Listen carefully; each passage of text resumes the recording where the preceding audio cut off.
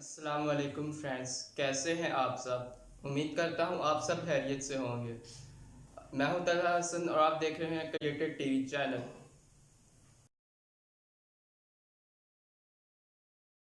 दोस्तों, आप सबके पास कंप्यूटर तो होंगे, लेकिन आप सबको मालूम नहीं होगा कि विंडोज इंस्टॉल कैसे की जाती है।